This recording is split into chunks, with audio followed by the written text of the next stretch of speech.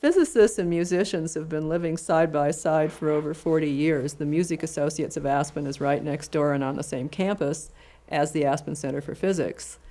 There's a big difference between the way the physicists and musicians are perceived, not just because most people understand music or appreciate it, and most people don't understand physics or appreciate it, but also because the physics faculty cannot give concerts. We can't stand up and perform for the public unless we're exceptionally talented at giving lectures for non-scientists, the way the musicians do for a living. So people know about the musicians, and I think even most of us who are even academics or intellectuals may have a little bit of awe of a really superb musician performing. However, what the Music Associates and the Physics Center have in common is that we both need to rent housing all over town. So very frequently, the physicists and musicians are next door neighbors. In particular, I can remember having several voice professors over the years living in the neighborhood, and the kids used to talk about Mrs. Screamer is practicing again. And we had a wonderful couple who were on the piano and violin faculty living next to us not too many years ago. But there's some very special connections between physicists and musicians. David, you particularly know one of the families very well. That's right. That's the Shaham family. It's, I think, fairly well documented that you can have people who are awfully good at both science and in music. And frequently such people are not quite sure which way to go. I think most of us know of the quite good physicists who also turn out to be remarkably good amateur musicians. They made a decision at some point in their life to choose physics over music. I'm not sure we know of many great musicians who are amateur physicists. I was trying to think of any. I couldn't as my mind wandered down this particular channel. Jacob Shaham is a great example of an extraordinarily gifted theoretical physicist who could have been a great violinist. He decided when push came to shove, he would go into theoretical physics. I got to know him when he came to the U.S., to Urbana, Illinois, as my postdoc in the fall of 1971. Jacob was, at that point, a brand new PhD. He was recommended to me as somebody who had read all of Landau and Lifshitz, which is the Bible in theoretical physics, and understood it all. And so it was not regarded as a hindrance by his thesis advisor or by me that he knew nothing about condensed matter physics, which is what he thought he was going to study with me. He turned up, and by that time I'd become very much involved with working on neutron stars, and that's what Jacob did with me. He, born that year in Urbana, was his son Gil. Gil, it turned out, had remarkable abilities as a violinist. This was recognized when Jacob went back to Israel, and Gil is 4, already taking violin lessons and already standing out among his peers, so to speak, to a very great extent. So the upshot was that when Jacob, who would come every summer here to work with me, we're now 10 years later, after Gil is born, Jacob is here with his son Gil, who's been trained only in Israel, and it was arranged, I think, through our mutual friend Paul Sperry, for Gil to have an audition with Dorothy DeLay, who was the guru of violin teachers in this country for the better part of 40 years. And she was here every summer. And she listened to Gil and she said to him, "You must come and study with me. You are way too good to let another year go by without your working with me." She said, You know, I got people like Pinky Zuckerman, Itzhak Perelman a little bit too late. But you, I can get at just the right stage if you will come persuade your family to move to New York so you can study with me. And this we were all able to arrange because another mutual friend, Mal Ruderman, who'd worked with me and Jacob on Neutron Stars, was able to get a tenure appointment for Jacob at Columbia. This was easier than you might imagine because Jacob was the youngest full professor ever appointed at Hebrew University. Not only was he really gifted as a theoretical physicist and a terrific amateur musician, but he also was a pioneer in popularizing science. He had a TV program in Israel in which he interviewed people every week about new topics in science, so that when he moved to Manhattan, he would go down the street, and any Israeli who happened to be passing through Manhattan would stop and shake his hand and say, "I saw you so often on Israeli TV." Well, Gil went on to be one of the world's major violinists. He's, I think, 34 now, 35, married, wife Adele, also a superb violinist, and his sister Orly.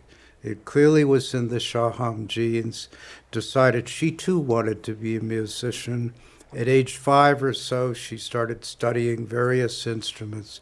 She has developed into one of the country's great pianists. So this, I feel, has been a major connection between our community and the music community, between the physicists and the musicians here in Aspen and elsewhere. Another family whom Randy and I knew, and many people knew, but we particularly knew them because it's the Frautschi family, and they're a Madison, Wisconsin family, which is where we're from. The Frautschi, who's at Caltech, has 2 daughters, Jennifer and Laura, who went through Harvard and Juilliard, but before that they went through the Aspen Music School every summer for years and years, and the Frautschis would bring them here, and Steve would participate at the Physics Center while the girls were taking violin lessons, and they're both now performers. There's another family whom the Pineses introduced us to, who became good friends of ours, as well as the Pineses and many other physicists, and that's Paul and Ann Sperry. Would you like to talk about them? We met Paul Sperry here in 1965 when he was out here as a student. We met him through Pierre Hohenberg because he and Pierre had been college classmates at Harvard, and Pierre took us to a party one night, and a music party, and that's when we met Paul. We then re-met him after he married, probably 10 years later, and became very good friends. His wife is a sculptor, and they became absolutely part of the extended physics family. They would go on many hikes with all of us and come to picnics and so forth. There's a piece of Anne's, a sculpture, sitting over in Smart Hall that she gave to us. And through them, and again through Marty Flug, who is jointly on the boards of the Music Associates and of the Physics Center, one meets a lot of musicians once a year when Marty gives his annual 4th of July party, in which he makes a real effort to mix the physics and the music communities. I might add about Jacob that Jacob died tragically at a very young age of really mysterious reasons. No one was ever quite sure what happens. Condition brought on by diabetes at the age of 52. This was about 10 years ago. And one of the things that we arranged was for Gil to do a benefit concert at the tent, which the proceeds of which were then divided between the music and the physics, and with the proceeds from that and some gifts, we set up the Shaham Fellowship Fund as a way of remembering Jacob and all that he contributed to the Physics Center through the many summers he came here, all his family did for all of us with the combination of the physics and the music. David referred to Marty Flug, who gives parties and invites both musicians and physicists he knows from being on the boards of both associations. There are several other of our non-scientific members who are on both boards, and over the years there have been, and all of them have also opened their homes and been very generous about helping the physicists and the musicians meet each other. There was an incident I want to talk about that was really exciting for Randy and me. One of the Frautschi daughters and the son of one of my oldest friends, who is now a violinist in the Chicago Symphony, were at the Taos Music School one summer, and they were both in a quartet of 2 violins, viola, and cello. They were going to perform a Beethoven piece, which they knew the Emerson String Quartet was about to perform in Aspen. So they packed themselves into a car and drove up to Aspen and landed at our house, and they had arranged to take a lesson, to listen to the rehearsal of the Emerson String Quartet, and to take a lesson from David Finkel, the cellist, in the Emerson String Quartet. So we let them use our room, which we euphemistically call the music room because it has a small piano in it, for their lesson. And we went outside and left all the windows and the doors open and just listened to the lesson. Now, they had played for their lunch before this. We said, we'll feed you lunch, but you have to play for your lunch. So they had gone through their piece for us beforehand. And then we listened to them during and after this lesson with David Finkel, and it was just nothing short of magic. These were very, very gifted young musicians, but what somebody of his stature could do with them was so exciting. I got the nerve to take piano lessons from one of the music faculty one summer. She was a member of a couple. Her name's Antoinette Perry, and she and her husband, then husband, John Perry, lived in a big rambling house that the Music Associates had rented with their kids who were tumbling all over the place. And she had twins.